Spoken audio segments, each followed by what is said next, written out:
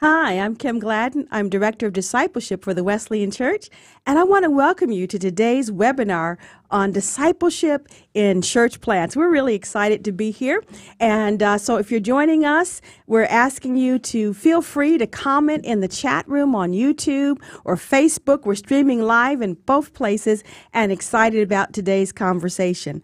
I want to introduce to you my two co-hosts. I'm so happy to have my colleagues here with me. First, we have Zach Coffin from Next Gen. Always good to be with you, Kim. Another webinar. Here we go. All right, ready to go. Excited because we're talking about church plants today. I've invited Dr. Ed Love from Church Multiplication. Good to be here. Wonderful. Hey, Ed, you know what? As we get ready, just kind of, this conversation is right in your wheelhouse. Would you just give us just one starting point as we get ready to introduce the guests who are going to be on today? Yeah, well, discipleship is a huge conversation, and every church planter has to be thinking through all of their just the beginning infrastructure of their church plant, and it's so important to have some clarity on that from the beginning. I tell you, from the beginning, here's my one point for you, would be to build your discipleship infrastructure and clarify your disciple-making model before you launch. Don't try to do it after because things get crazy. It's out of control. But have it before you launch and begin working and making disciples at a smaller level with your launch team. And so it just blends into after you launch and there's more people and you actually have places for people to go and for them to fall into and enter into disciple-making relationships. So that's my first thing. That's your first. Ed, that's great. We're going to hear from you because we're going to be getting more tips right from the man himself later in the show. But that's the first one. And with that, I want to bring in our guest. Our first guest is Andre Winter. He planted a church, the Corner Church in Charleston, South Carolina. And I want to welcome him to today's webinar. And Andre, say hello to us. Hey, thank you, Kim, so much for letting me be a part of today. Wonderful, wonderful. I'm so excited. When we talked about having a webinar with church planters, you are like red hot off the press, brand new. How many weeks has it been? Yeah, we opened on September 23rd, so 13 weeks ago we opened. 13 weeks. I don't think we could even get any closer than that. So you represent the church planting community of someone who's right out the gate. So tell us a little bit about your launch and tell us a little bit, Andre, of how do you do discipleship in your church plant? Yeah, so we are located because our community plays a huge role in how we do discipleship here at the Corner. And so we are in Moncks Corner, South Carolina, which is right outside of Charleston. And so we are in the just typical classic Bible Belt community of the South. And so when we came into wanting to plant a church here, we knew that we were going up with, just a lot of people who have had a lot of church experiences. And so the community who we were wanting to help lead to Christ and see people have just be real renewed relationships with Him. Have had church experiences, they've done the Sunday school process and everything like that. And so our discipleship process, the pathway that we wanted to kind of cut out for people, really is very intentional. It's very heavy on every moment and not just on a certain scheduled class. And so whether, if we're setting up and tearing down because we're a portable church in our middle school, we're making sure that we're doing even discipleship there. And so just modeling that for ourselves. But discipleship for us is not just helping people understand and learn information, but really see the essence of who they are changed by the gospel. And so, like I said, that doesn't happen with somebody just completing a class, but really through every one-on-one moment, through every group activity, through every dinner we have together, really seeing people work towards becoming a carrier of the gospel. And for us, that is our goal in discipleship. We want to see people connect, be a part of our church family. We want to see people begin to create just a journey of faith with Jesus. And then through that journey of faith and creating that, begin to cultivate it, make it deeper, let it begin to change the essence of who they are, and then move on to being a carrier of the gospel themselves, being someone who who makes disciples. And so that is the just the focus of what we really are creating with our discipleship pathway. So Andre, one question I have for you, with that being the heartbeat. So one thing Ed just shared was like before the launch, helping embed discipleship into the very essence of who you are. How did you process that as the church planter? Say, no, like we're not just going to do this, this, or this, but like really discipleship has to be at the center of who we are before we even open the doors. How did you guys process and work through that? Yeah, and so our story as a brand new church is a little bit different than the typical norm, because it pretty much just started with me and my wife, and then we grew by 50% when we had our son, and so which was pretty awesome. And so, and this is all just last year. This is all a year ago. Oh my word! This time a year ago, it was still just the three of us. But as we started to see more families kind of join in the process, and so we do have an amazing sending church, Providence Church, which is right here in Charleston. An amazing sending church. We're so grateful for them. A few families have been a part of this process, have kind of been sent out with us. And so I kind of say all that to state that everybody who is a part of our church today is brand new. And so everybody is brand new to either the journey of faith or either kind of coming back after being disconnected from God. And so within our church plant, what we've done is I've done a lot. It's a lot of one-on-one, getting to hear people's stories, having dinners, meeting together. And so, for example, we have what we call a Discover the Corner dinner.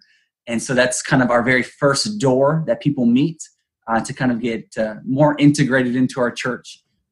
And so instead of it being a class or a gathering, we have a dinner together. And so my wife and I make tacos or baked potatoes or whatever, can feed a group of people.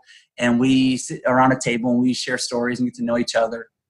And so kind of once getting to build those relationships and then getting to see where people are at and then getting to just through life together, grow as a disciple, then getting to invite people to take on more, kind of step more into where their gifting is, what their passions are. Getting to lead in different capacities. Here pretty soon we'll get to see some people who've been with us since January in our pre-launch life, who will soon be leading, discipleship groups, which is amazing to see, like, oh my word, just the growth that's happened in them. And so that's been a huge part of how we've been creating our leaders and just discipling people, getting ready for, a lot of the bones of our discipleship pathway.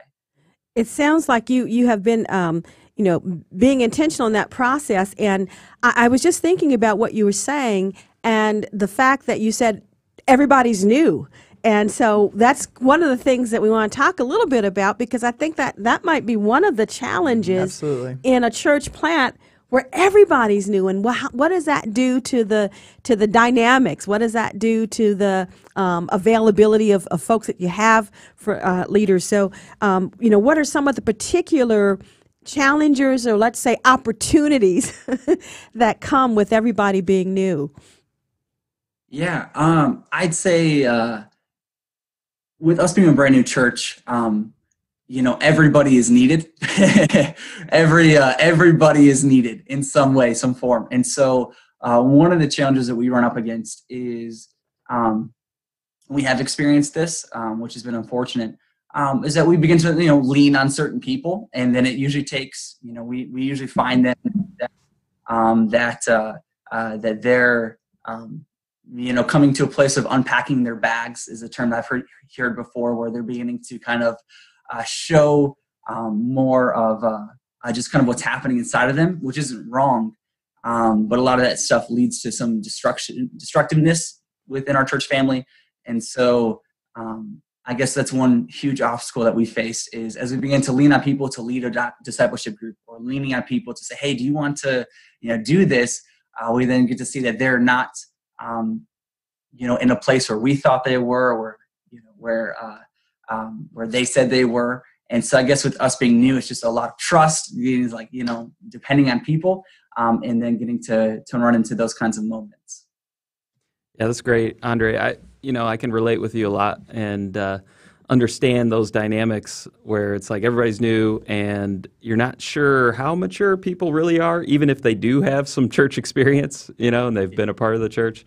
Mhm. What has kind of been your strategy personally for making disciples? Like what? Because a lot of times, I mean, it just like you said, it begins with you. Like it was just you and your wife and a baby and a cat, maybe. You can count cats in Absolutely. your church attendance. I So- disagree. Cats are terrible. All right, dogs. Can we count? You can count your All dogs. right. Okay. Just throw it in there. You had 4. But for you personally, what did it look like to make disciples and begin that journey? And what would be a story? Do you have a story of someone that you have just seen come alive in that would be just encouraging you and your team as it actually works, like discipleship works? Yeah. And so kind of our process, our pathway that we're going to, because I mean, like with everybody being new, a majority of people are only so far through the process or so far through just the pathway. And so kind of like I mentioned earlier, how we have our Discover the Corner dinner. It's basically a dinner that we have that kind of is like a newcomers gathering where we get together, share stories, get to know people, share about our church, share about our DNA and what our vision, our dream is for our community, and what we really believe God is wanting to do in our city through the corner. And so after that, we kind of begin to get people plugged into serving, kind of some bones of ways that we really have just kind of set in place for people to be discipled through. Is I kind of learned this from a good friend and a church planting coach, John West. He kind of came up with a pathway that I absolutely love, kind of integrating people into what he calls a community group, a C group, where people find a great sense of community and belonging, but at the same time, they also they are loving our city. And so community group doesn't just exist for themselves, but they are a community that exists for the community. And so we are kind of preparing leaders right now in the life of our church, being 13 weeks old. We're preparing leaders to be our C group leaders, where we'd have groups meet together. They act as a community. They don't act. They don't pretend. They genuinely are just a family together. People have a greater, deeper sense of just family. So it's not just Sunday morning, but even throughout the week. But they don't just meet just to have a meal. Where they meet, they pray, share devotion, and they also are really emphasized towards missions. And so we have a lot of neglected people here in our city, which really breaks my heart. How we have respite foster homes and nursing homes and different pockets where people are really neglected. And so we really want to be a church that loves people so well, loves people in a way that this community has never been loved before. Because a lot of churches in our city have kind of closed the door on really what's happening amongst Corner. And so, seeing these groups go out together, be a part, going and singing Christmas carols at a nursing home, for example, but doing something that's regular, that acts in that way. And then also seeing people integrated into our, what we'll call discipleship groups, our D groups, which is a much heavier sense of more Bible study, more accountability. That's where a lot of, I guess, learning and discovering and rubbing off of each other kind of happens. In our discipleship groups, a lot more intimate. So instead of it being 15, 20 people, or it gets scaled down to 3 to 6. And so a lot more intentional as far as just accountability. And so as far as just the bones of what our discipleship pathway will look like, that's kind of it for us. Any stories of someone that's just already started going through that you just see like amazing transformation? Yeah. And so we have a couple. I talk about them all the time. Their names are Stephanie and Donnie. And they, like a lot of people here in our city, hated church. I mean, just to hear some of the things that have happened to them by from the churches breaks my heart. I mean, just to think about what they've told me.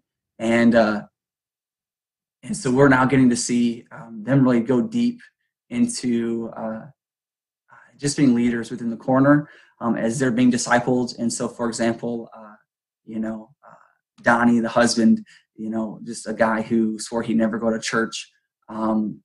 Stephanie's telling us that he's doing crazy things like reading his Bible.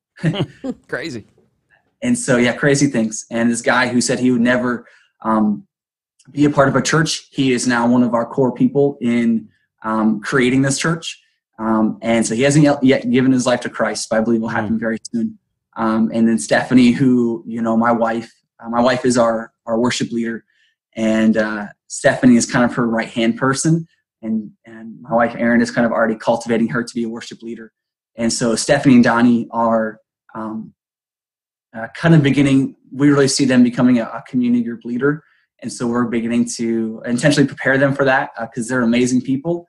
And it is powerful to see just the development that's happened inside of them in just the last few months that we've known them. Andre, that's so exciting to hear. And I think that's part of when we talk about discipleship in a church plant, those fresh stories, those Absolutely. Folks who are growing along with you and growing into things. We know that it's just been 13 weeks, but I just want to hear a little bit in closing from you about your hopes for the types of disciples. What kind of disciples do you hope will be emerging from the Corner Church? And just share with us a little bit of your heart, because I know you're still, this is all real new. This is all in the beginning stages. You've identified some processes and plans, but what kind of disciple is it that you're hoping for that will be produced there at the Corner Church? Yeah, so like I shared earlier about the connect, the create, cultivate, and carry. Our dream is to see people really become carriers of the gospel, and so we know that especially nowadays people are moving pretty frequently, and so people only live in a place for a couple of years and they move somewhere else, changing jobs, and so. We understand that people are with the Corner for a season, that they're not part of the church for 20 years like it was a couple of generations ago. And so we really want to see this season of their life as a part of this church family be one that takes them deeper and gets them even more ready and well equipped to be a carrier of the gospel. So wherever they go next, a new job or a new community where they move to, they are ready to be a person who makes other disciples, who is just so open and excited to share their faith and to be a great vessel of the Spirit wherever they go. And so I say that's one element. Another element, too, is preparing people to plant churches. And so we have a dream of seeing 50 churches planted in Charleston. And so we're number 4 of that dream. And so we really want to begin preparing people to kind of become either a pastor or even a lay leader that can go out a part of a team to plant a church. Ed Love just about jumped out of his seat when you said, you couldn't see him, but when you said that, our multiplication director just about jumped out of his seat with happiness. Just wanted you to know. Andre, we had a question come in from the chat room that I wanted to throw at you.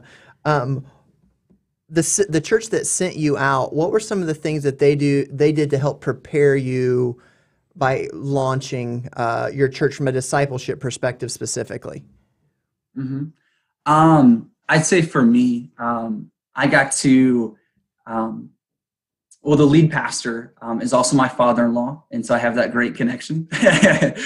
Sometimes awkward one too, but that great relationship. But he was very intentional on discipling and preparing me through the 13 characteristics of kind of preparing somebody to be a church planter. And so as far as a one-on-one for me directly, that's a big way that he, invested and discipled me, preparing me to, lead teams and communicate and different things like that, go into the 13 characteristics of being a lead church planter. And so for me personally, that's one way that I was discipled from our sending church and my sending pastor. As far as us as a church plant, only a few people that are part of our church now have any ties to our sending church. And so, and even then, they were brand new to Providence. And so they received some great, a lot of great discipleship through Providence, which prepared them to be a part of our church plant to help us create the DNA and the life of our church. And so they get the multiplying emphasis that we have in our heart. But does that kind of Yeah, resonate? man, that's great. And what I love about what you said is you acknowledge that you had someone in your life discipling you.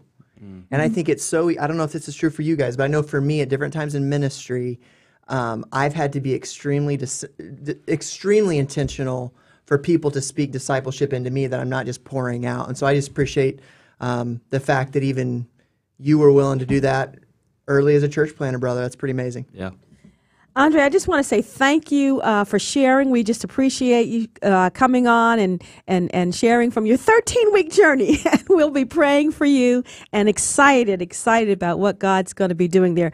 We're going to be transitioning in a moment, bringing in Arlen and Robert Ellis to talk about church planting, and they've been at it just a little bit longer. But before we do that, since I've got Dr. Love in the studio, how about a second tip for those who are church planting and thinking about discipleship? Okay. Second tip for church planners, what they need to know before they go. I would say this: begin with the end in mind and be processing the question, what is your end result? And Andre said this really well just a moment ago. What is the desired end result, and work back from there and begin your discipleship strategy and your process from there. Jesus did this with his disciples. Even when he first called them, if you remember in Matthew 4, he called his disciples. He's on the shoreline and they're out there fishing, Peter, Andrew, James, and John. And he actually tells them, he says, hey, come follow me. That's the discipleship piece. You're going to be my follower. And then he tells them right then what the end result is. And it's interesting. He says, Jesus' end result, which should be ours, is I'm going to send you out to fish for people. Good. Like that was the end result. And so be thinking about that in your mind as you frame your discipleship. The end result is actually evangelism. And knowing if that's the end result, how do we work back from there? What do we do with our people to help them be disciple makers and be sent ones in the world, and develop your discipleship strategy and your framework from that point on? So that's the second tip. So good. Begin with the end in mind. That's good. You are 2 for 2 with these tips. You're 2 for 2 with these tips. Hey, if you're out there and listening, how about send in? We got Dr. Love here, so let's utilize him.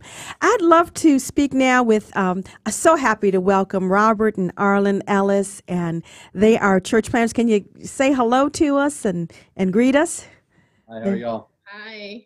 Wonderful, wonderful.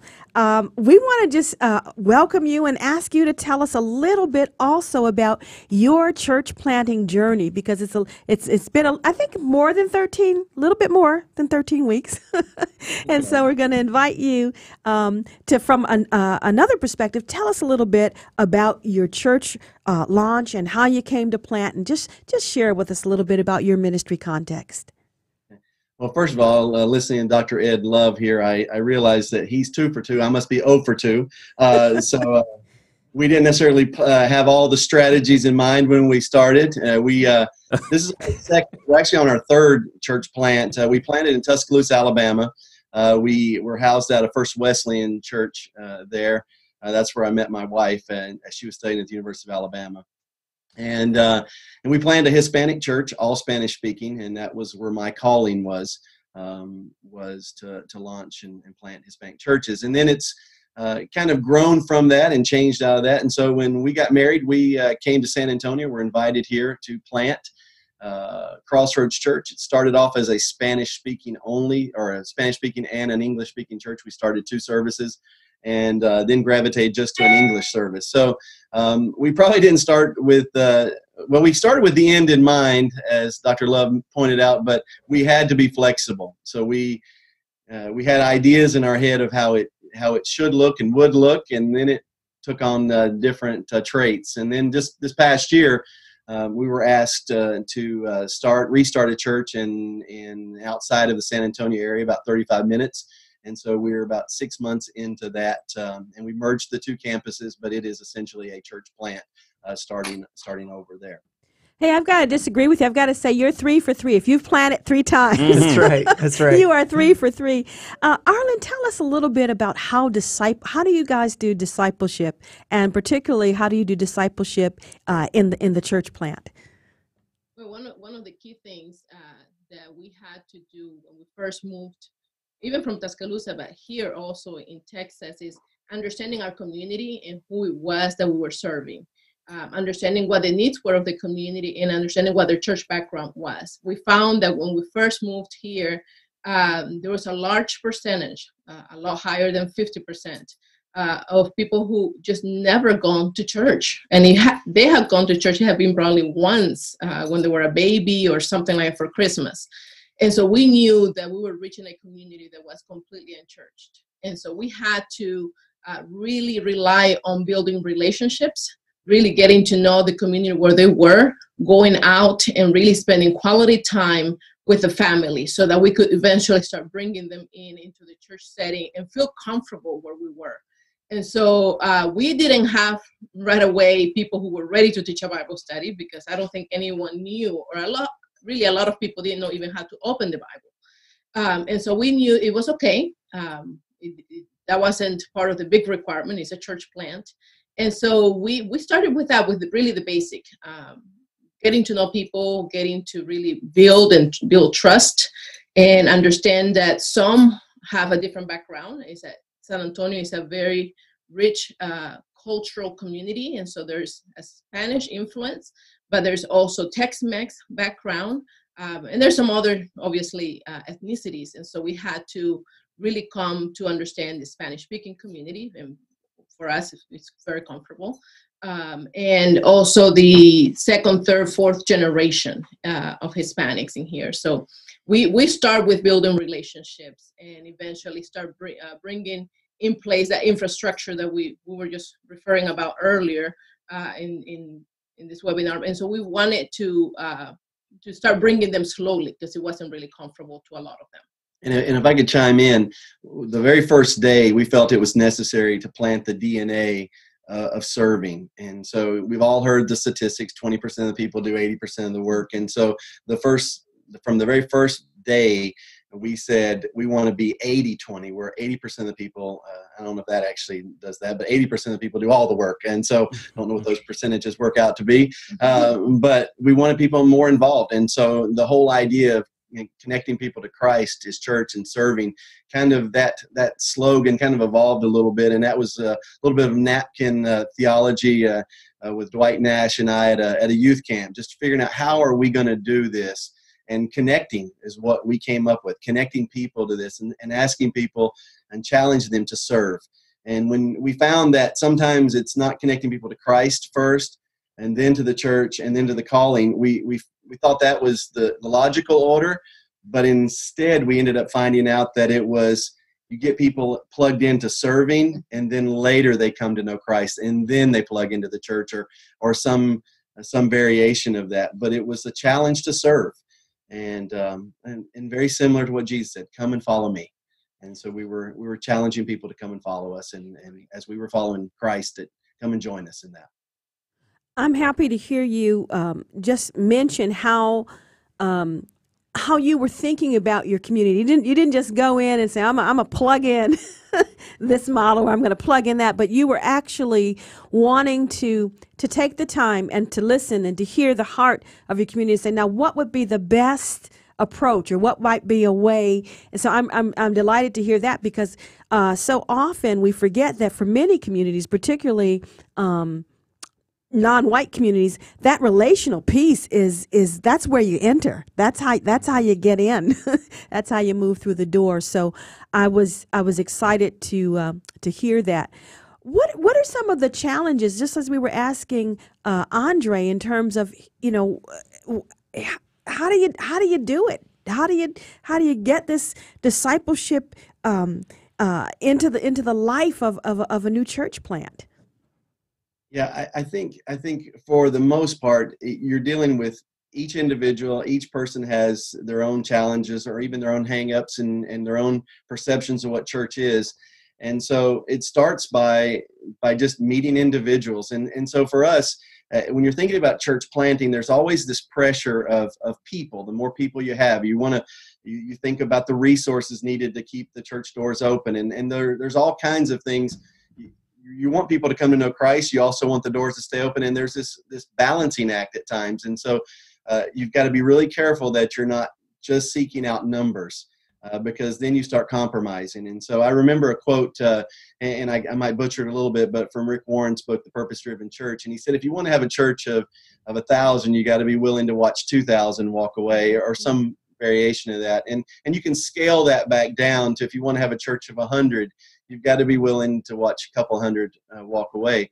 But what really solidified in my mind as we went along was, God's called us to be a church for some people, but not everyone. And so that shift of when people would come in and visit and check us out, they all didn't become disciples. They either did or did not gravitate to what we were trying to do in the church. And so wrestling with that and just having a peace that God was drawing people to Crossroads Church, and it's okay if some chose to go somewhere else. That was really a big thing, because you could take every disciple, everyone who came in and left, you would think, well, that's a failure, and you really have to get past that and see who God's brought in and just pour into those who stay. That's so good. We've got a question from the chat room that's really similar, in line with this. So often when we talk about church planning, we're focused on everybody that's new, or maybe people who aren't familiar with the gospel. But we do have people that come to our church that are very familiar with the gospel, that maybe feel stalled out or stuck. So Kent, in the chat room, he's asking, how do we help people who are kind of maybe more established in their faith but are uncertain of how to help bring change in their own life, and they're not really sure how to maybe change or connect? How do we help the people who are maybe more of those long-term faith people? How are you guys handling that? Right, and I think in whether you've been in church all your life or you've just been there for a few weeks, one of the things that we all have in common is that we want to find purpose. We want to be able to serve and know that God designed us for something special.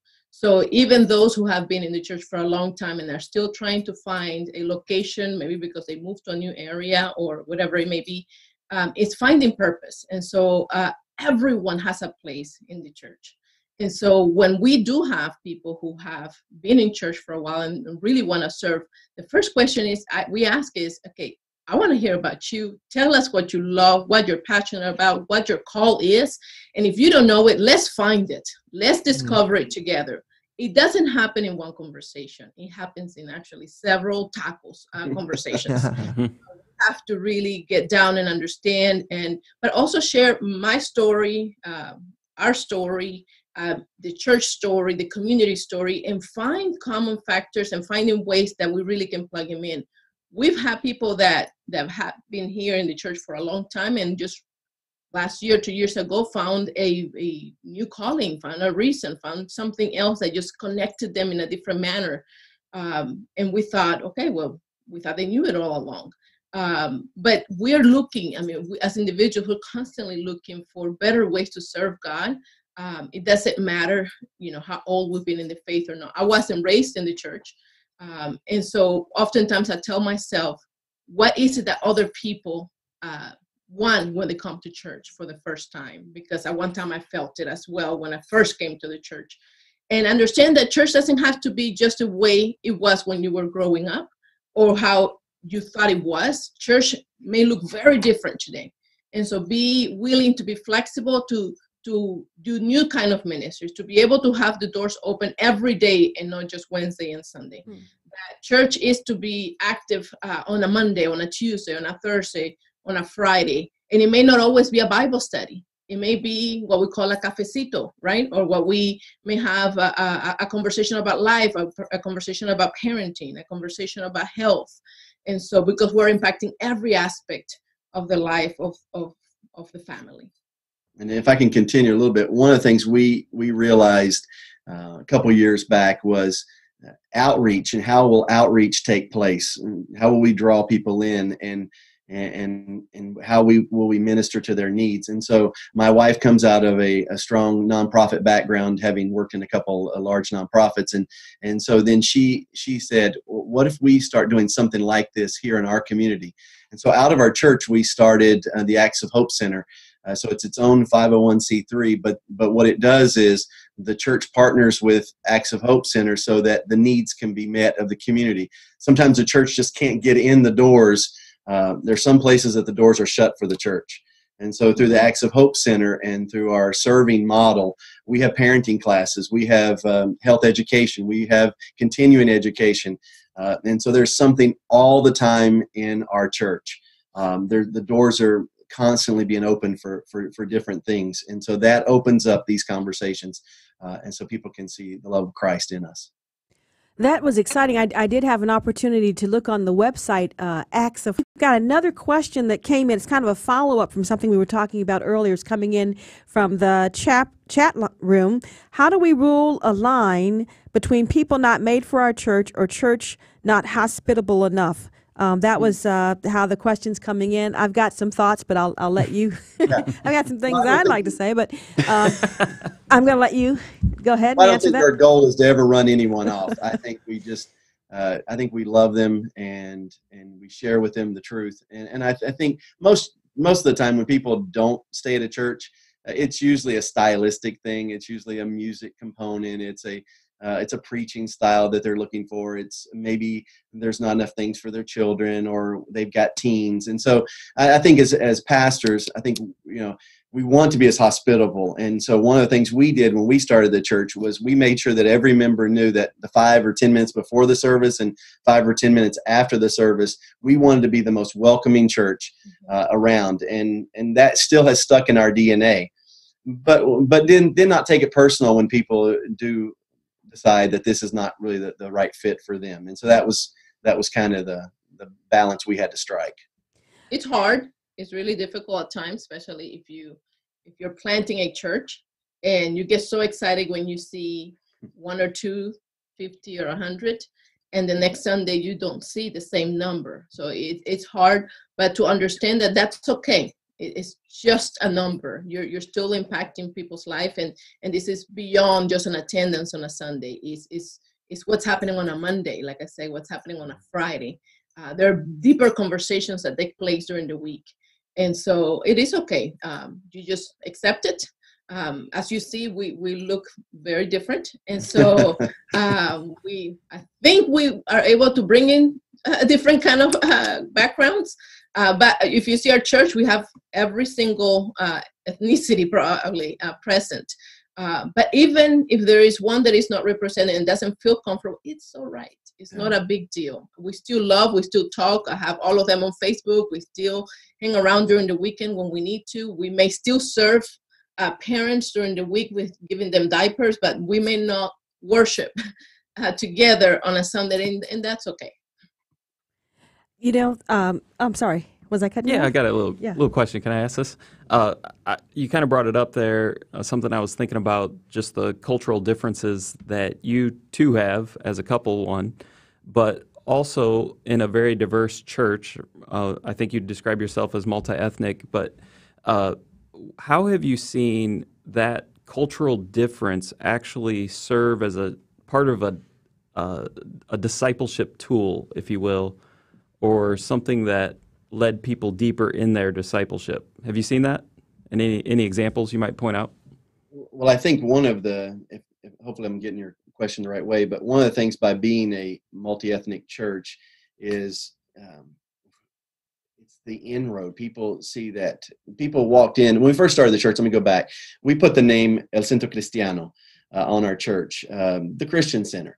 And we had people who actually stayed away from our church because their Spanish wasn't good enough. They're like, oh, if I go in here, it's going to be all Spanish and I won't know what's going on. So we realized we made, I don't know if it was a slight miscalculation in our demographic research. I would say, just as a side note to people who are going into church planting, do your homework and then have someone check your homework. So we probably should have started with a different name and really looked at how that demographic would receive that.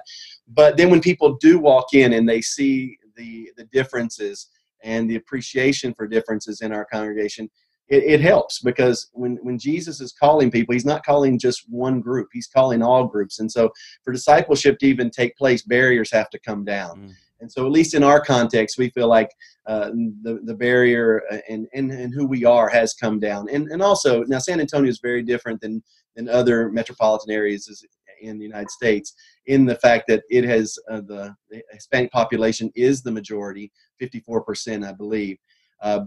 So our church needed to reflect that community, and I think that opens the door for discipleship.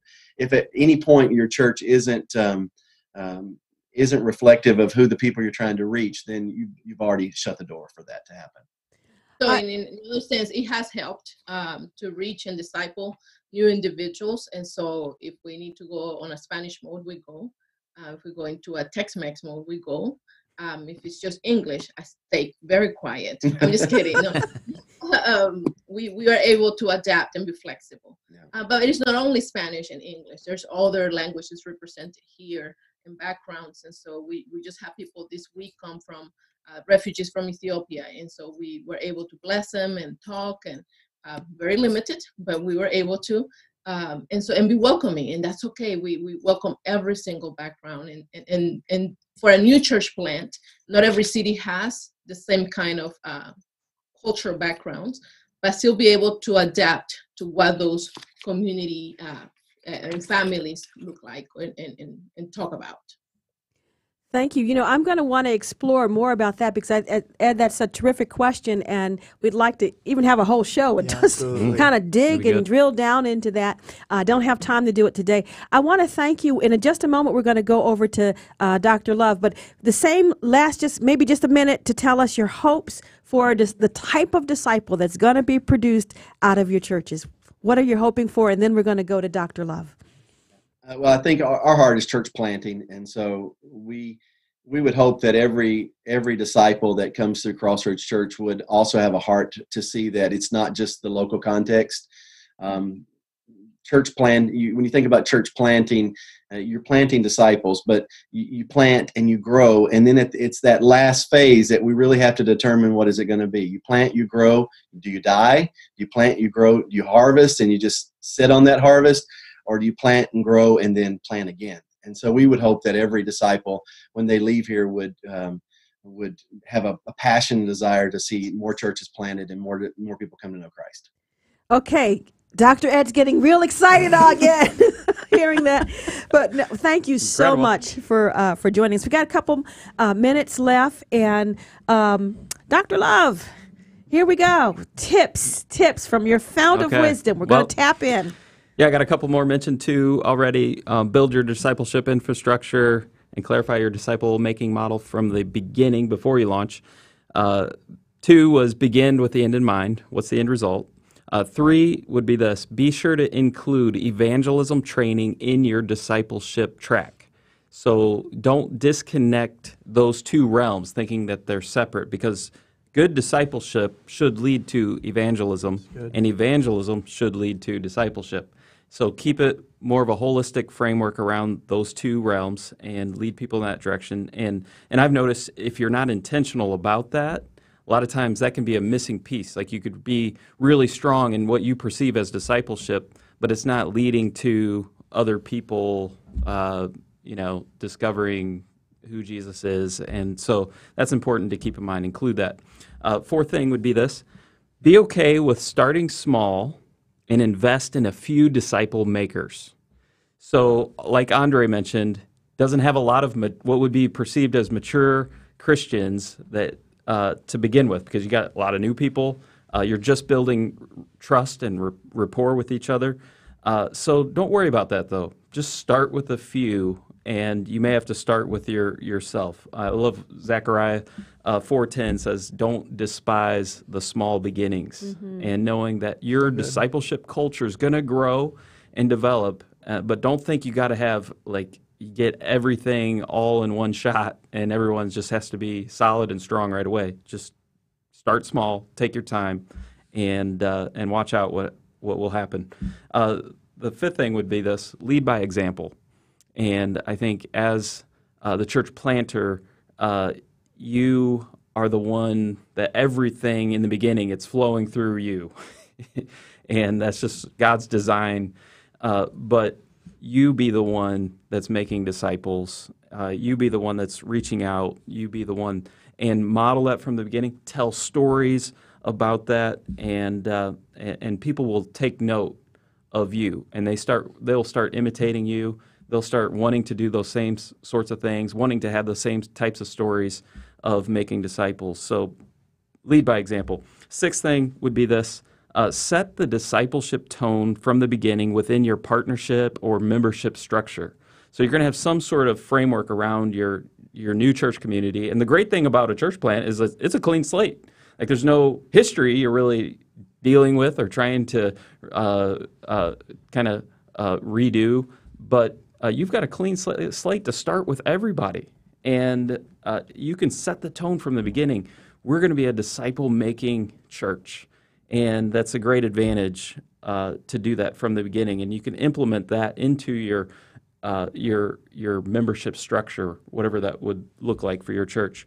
The seventh thing would be this. This is really important. Get your people talking more about Jesus than they do your church or the church leaders. Unpack it. So good. Dude, this is so good. Watch what happens. This is so good. Watch what happens. I remember one time I had this realization where it just kind of a culmination of weeks maybe of going to my church. I'm the preacher. I'm leading, but I realized I had no conversations about Jesus with anybody at my church. I'm the pastor, and I noticed I don't hear a lot of people talking about Jesus. And it just stung me to the core. And I actually rebuked our church in a gentle way. But I said, I don't want to hear you talking about the church more. I don't want to hear you talking about me or the funny things in my message. I want to hear you talking about Jesus. Let's talk about Jesus. Absolutely. That's why we have the church in the first place. And so I think that's just important just to keep in mind. That can change your entire culture, is just having people, giving them permission, and sometimes the leader has to do that and confess it, just to say, I want us to be centered around Jesus. He is the head of our church. We're following him, and everything that we do, that's just going to permeate the culture around here. And so ask your friend, don't just talk about the Detroit Lions and how bad they're doing. Sorry, Detroit. For like the last 20 years. The Detroit But who? Yes, seriously. talk about your walk with the Lord. That would be It's my so good, last man. point. So I appreciate that so much because I think we've seen this trend of talking about our churches as brands. exactly. So we do a lot of brand management by talking about our church before anything else or what our church has done for people. And yes, the church is the bride of Christ, but she's the bride. Yeah. So oh man, that's so good, brother. Oh, I love it. That's good. We've had a great conversation. I'm so thankful to my co-hosts, Zach Coffin and Ed Love. I'm so thankful for our guests who were on, and you can connect with them also. That was Andre Winter and then Robert and Arlen Ellis. And hey, we're out of time, but hopefully we've planted some things for you to just think about what are some of the challenges and opportunities in church planting for discipleship. And I think those tips are good for all of us, whatever stage we're in Sure. in our church planting. So until next time, may you journey on in peace.